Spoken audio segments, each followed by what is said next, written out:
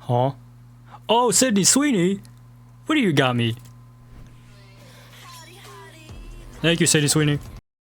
Hello everyone, this is Booker, and we're 2 days away from Destroy Dick December, today and tomorrow. Not gonna lie, this has been one hell of a month. No thanks to Sydney Sweeney. But because of her making me want to bust a load in my super secret special serum jar, I want her Dr. Squatch soap for Christmas. Don't worry about it, I'm gonna do some Gooner activities here and there with it. Probably get her bathwater with it perhaps? Nah, that's pushing it. Maybe one day I'll push a light goal, then I'll buy the soap. Who knows? Someone might actually get me it for Christmas. Yeah, I'm gonna just casually text my family in the group chat that I want Sydney soap for Christmas. I'll tell them it's for research purposes, as I see a big gaping hole in it sitting on my desk. It takes little steps, you know? And before you know it, I meet her or Travis Scott one day. One can only imagine. Like, what are the chances a man who goons the Fortnite skins all of a sudden got the chance to meet Sydney Sweeney or Travis Scott? The two people I would love to meet. I deadass wouldn't be able to keep my composure. But it all starts with going out in public. And I can't do that. Wait, what if I can try DMing them? Less likely gonna happen. I'll find a way somehow. It's just gonna take some time. And you know what else is gonna take some time? Building my Travis Scott physique again. In case for those who isn't up to date on my journey, I've been battling hard depression this month due to a breakup, and eventually wanted that person out of my life because I want to be able to move on if we were just friends. I can't see someone who I was deeply close with to just be and act like friends, acting like our detox didn't mean something. And since we stopped back in late October, I've been neglecting myself to work out, not eating enough calories, and overall just keeping my head down. And as I said before, time is what it takes to heal. I don't go around coping by using drugs or replacing that person for someone else the next day. That isn't real love. But the days has been getting calmer and going back to my old routine. My only problem is that I've been procrastinating on taking care of myself, and it's starting to worry me because it's hard, especially no motivation to care or try because there's no one for me. That person who I was with helped me a lot to push forward, and I was dependent, which isn't the right move, but for someone who has been lonely for so long, I was very happy to be with her, and now I gotta find that source of peace within myself again before I get back to my groove. So I'm slowly working at it again to get that Travis Scott physique. Matter of fact, I wouldn't be surprised if I lost like 15 to 20 pounds. I know I was around 140 before the breakup, and I can probably guess where I'm at now, but I fucking deadass don't want to weigh myself. I seriously don't want to know. Just gotta keep pushing.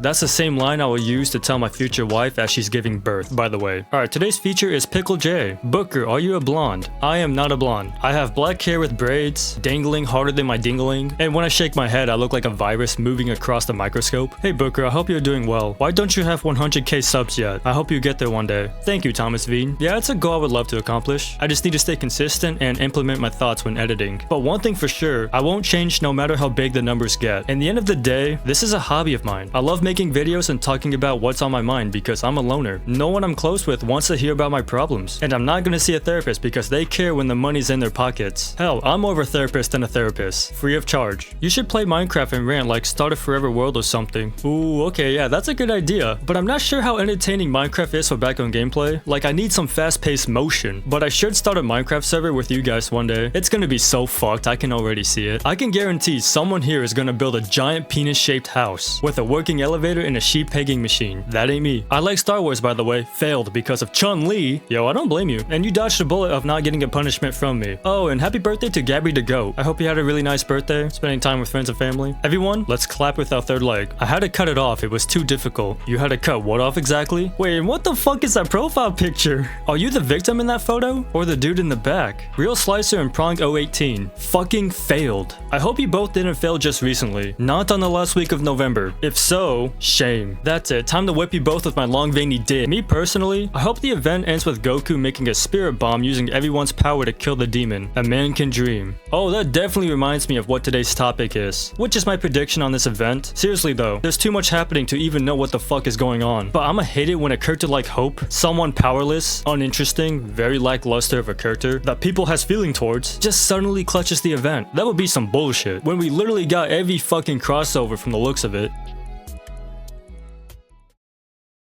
Alright.